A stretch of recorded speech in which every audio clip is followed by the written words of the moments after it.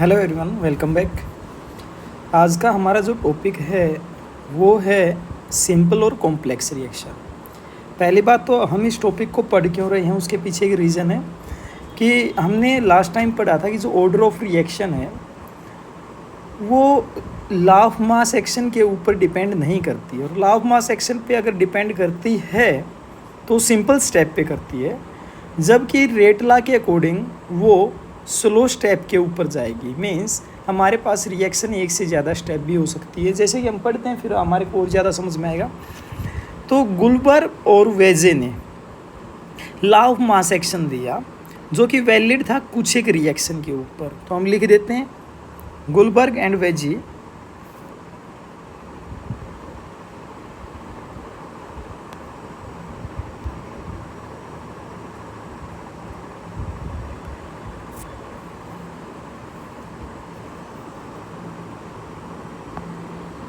Gulberg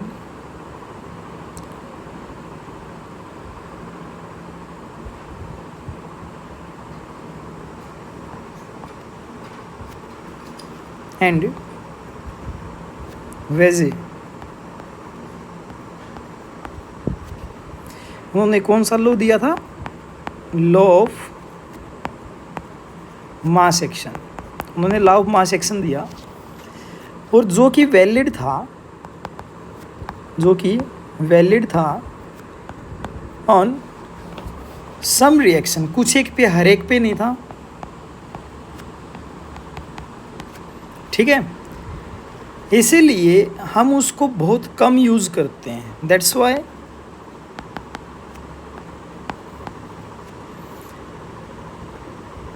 it's use is very less.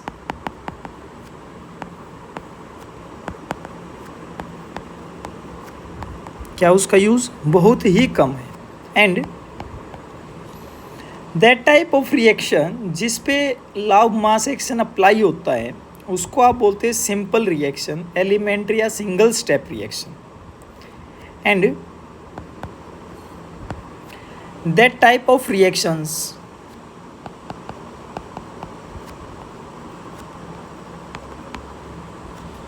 Are called simple,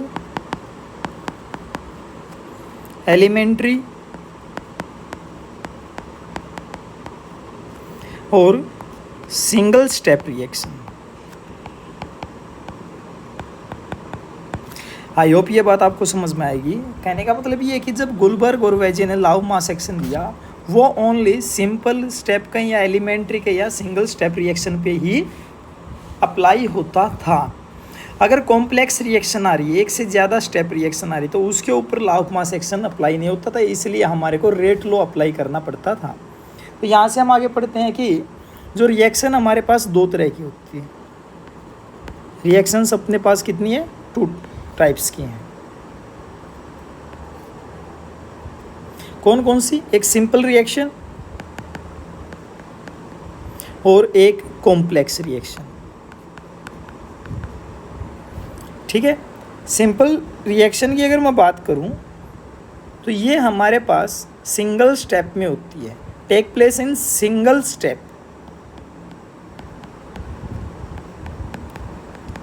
take place in single step, जबकि ये हमारे पास complex reaction जो होती है ये मल्टी स्टेप में होती है। Take place in multi step. ठीक है, अगर मैं सिंपल स्टेप की बात करता हूँ, सिंगल स्टेप रिएक्शन को हम रेट डिटरमाइनिंग स्टेप कहते हैं। क्या बोलते हैं? रेट डिटरमाइनिंग स्टेप बोलते हैं। ठीक है,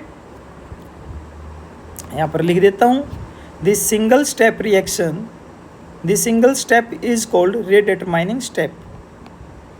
This single step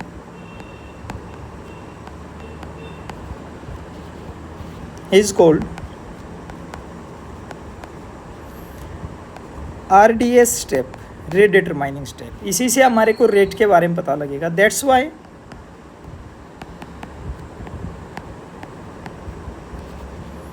we can right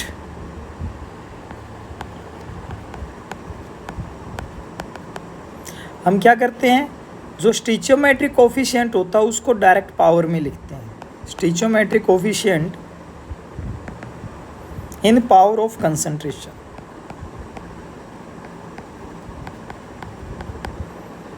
ठीक है, डायरेक्ट हम उसको पावर में लिख सकते हैं। जबकि अगर मैं बात करूं कॉम्प्लेक्स में, तो जो मल्टी स्टेप रिएक्शन होता तो उसमें एक स्टेप ऐसा होगा जो स्लो स्टेप होगा, और स्लो स्टेप को आप रेट डिटरमाइनिंग स्टेप कहोगे। तो from multi step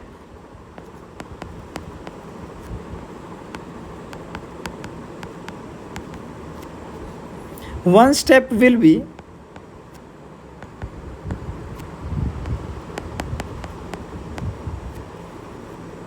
slowest step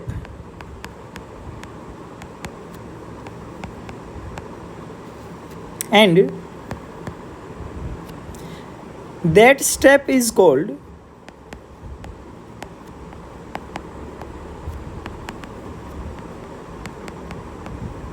rate determining step, RDS step। उसी को आप क्या बोलते हो, रेट डिटरमाइनिंग स्टेप बोलते हो। और उस RDS स्टेप की स्टिचियोमेट्री, उस स्लो स्टेप की स्टिचियोमेट्री को आप पावर में लिखते हो। एंड एग्जाम्पल के साथ भी हम इसको समझेंगे। And we will use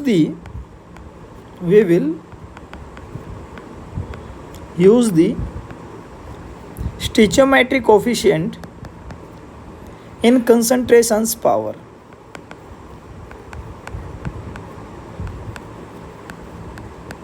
concentration की पावर में हम लिख देंगे उसको। ठीक है, कुछ एक एग्जाम्पल देखेंगे, उसके बाद हम समझेंगे एलिमेंट्री स्टेप का भी और हम मल्टी स्टेप का भी। तो चलिए कुछ एक एग्जाम्पल की बात करते हैं।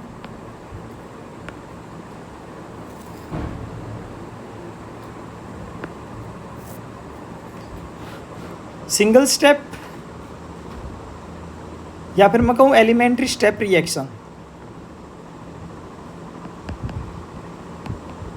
सिंगल स्टेप या फिर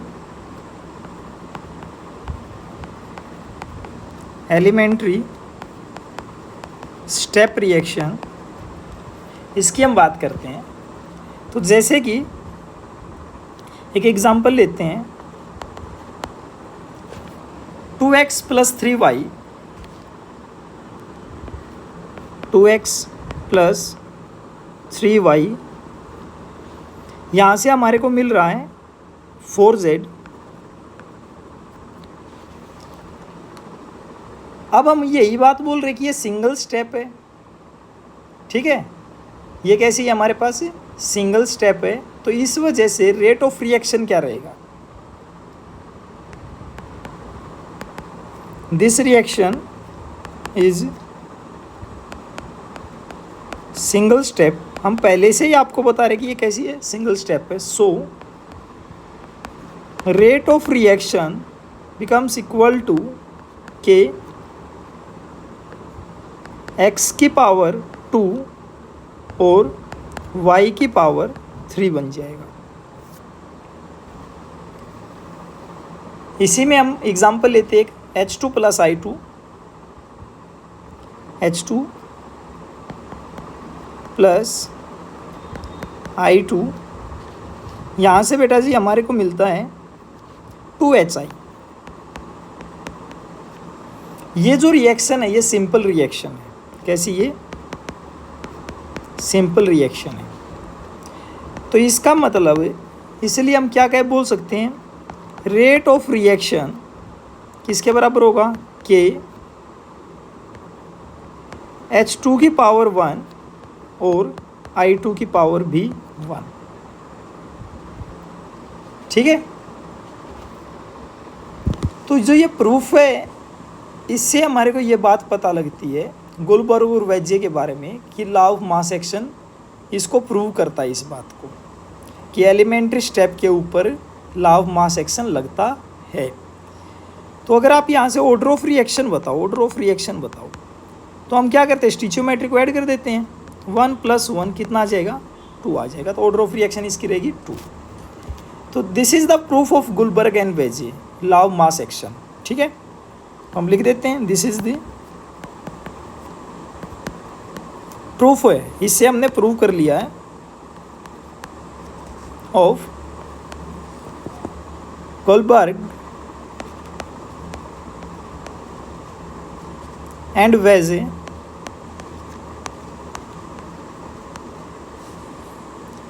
कौन सा, लॉ ऑफ मास एक्शन। उसके लॉ ऑफ मास एक्शन को हम यहाँ पर एक्सप्लेन कर देते हैं कि भाई डायरेक्ट हमने स्टिचियोमेट्री लिखा है, वो पावर में लिख दिया। अब एक एग्जांपल मैं और लेता हूँ जिससे कि हमें पता लगे कि ये है इसी तरह से अप्लाई होता है या नहीं। फिर हम उसको पढ़े भी मल्टी स्टेप रिएक्शन के बारे में। एक एग्जांपल और देता हूँ, H2 + Cl2 यहाँ से मिल रहा है 2HCl। अगर मैं according to law of mass action की बात करता, तब रेट ऑफ रिएक्शन क्या होती है, रेट ऑफ रिएक्शन क्या होती है कि H2 की पावर 1 और Cl2 की पावर 1 होती। और इसी वजह से ऑर्डर ऑफ रिएक्शन कितना होता, 2 होता। ऑर्डर ऑफ रिएक्शन 2 होता, तो इसका मतलब this is second order reaction. इसका मतलब तो ये हो गया ना कि ये सेकंड ऑर्डर रिएक्शन है। परंतु जब एक्सपेरिमेंट किया गया,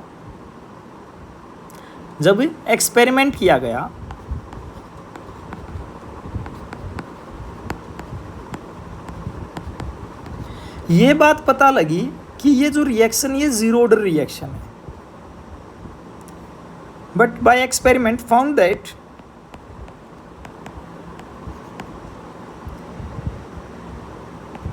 this reaction was zero order. कौन से ऑर्डर की रिएक्शन है, जीरो ऑर्डर की रिएक्शन है। इसीलिए रेट ऑफ रिएक्शन किसके बराबर हुआ कि H2 की पावर 0 और Cl2 की पावर भी 0। इसका मतलब कि ये रिएक्शन हमारी सिंपल रिएक्शन तो बिल्कुल भी नहीं है।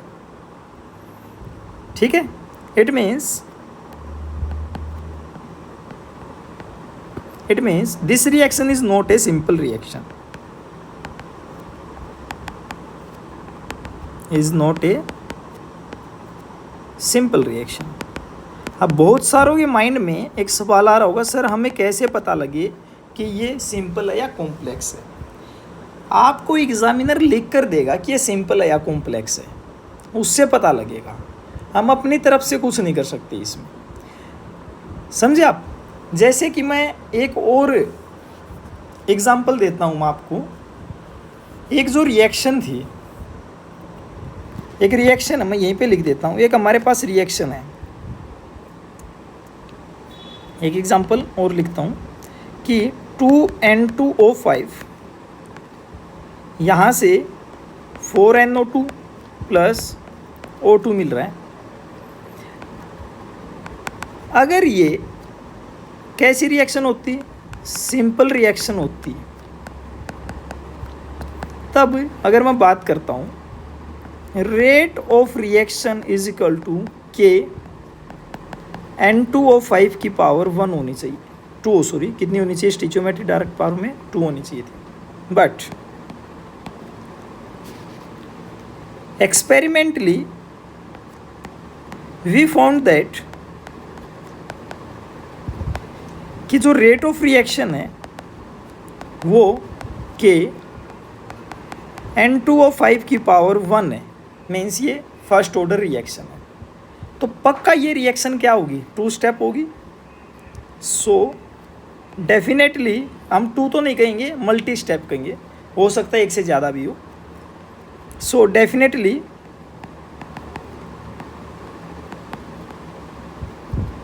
Definitely reaction was multi step. पक्का ये कैसी होगी हमारे पास, मल्टी स्टेप रही होगी। अगर मल्टी स्टेप रही होगी तो कैसे रही होगी उसके बारे में हम एक बार बात करते हैं। तो ये जो रिएक्शन है, कहोगे सर हमें कैसे, फिर से वही बात आती है भाई, ये जो रिएक्शन है ना, ये बुक में लिख रखी हैं कि एक से ज़्यादा स्टेप में कैसे हैं, हम अपनी तरफ से नहीं कर रहे हैं इन चीज़ों को, ऑलरेडी ये डिस्कवर्ड हैं। तो जो ये रिएक्शन हुई ना N2O5 वाली, इसमें असल में क्या हुआ कि सबसे पहले N2O5 इससे बन जाता है क्या, NO2 plus NO3, NO2 plus NO3 बन जाता है, जो कि अपना था स्लो स्टेप था। और ये था अपना कौन सा, स्टेप 1। दूसरे स्टेप में क्या होता है, N2O5 अब फर्दर रिएक्ट करता है NO3 के साथ और हमें देता है क्या, 3NO2 प्लस O2। ये था हमारे पास फर्स्ट स्टेप, जो कि हमारा था स्टेप 2। अगर आप इस रिएक्शन को ऑल ओवर रिएक्शन देखो तो देखिए बहुत ध्यान से, सिंपल सी बात है, इस NO3 से ये NO3 कटता तो आपका प्रोडक्ट क्या लिखा जाता, इन दोनों को जोड़ा जाता तो 2N2O5, यहाँ से क्या बना होता 4NO2 प्लस O2। यही तो हमने स्टार्टिंग में देखा था कि ये चीज़ है, परंतु हमने कहा कि जब मल्टी स्टेप रिएक्शन होगी वो किसके ऊपर डिपेंड करेगी, स्लो स्टेप के ऊपर। किसके ऊपर डिपेंड करेगी, स्लो स्टेप के ऊपर। अगर स्लो स्टेप के ऊपर डिपेंड कर रही है तो डेफिनेटली हम ऑर्डर ऑफ रिएक्शन भी यहीं से निकालेंगे और रेट भी हम क्या करेंगे, यहीं से लिखेंगे। समझे, हम दोनों चीज़ें क्या करेंगे, यहीं से निकालेंगे। इसका मतलब रेट क्या आएगी हमारे पास, स्लो स्टेप को देखिए आप, स्लो स्टेप में हमारे पास क्या लिख रहे हैं, N2O5, तो means K is equal to concentration of reactant N2O5 की पावर 1 आ गई, इसलिए रिएक्शन हमारी कौन सी थी, 1 थी।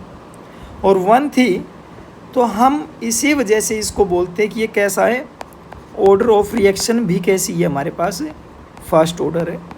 मीन्स ये हमारे पास फर्स्ट ऑर्डर रिएक्शन कहलाएगी। आई होप ये बात आपको समझ में आई होगी। तो हम इस प्रकार से पता करते हैं कि भाई कौन से ऑर्डर की रिएक्शन रही होगी, हो जाएगा। नेक्स्ट टॉपिक है, बहुत आसान सा टॉपिक हमारे पास। अपना जो नेक्स्ट टॉपिक है वो है मोलिकुलरिटी। चलिए अब हमारा जो अगला टॉपिक है वो है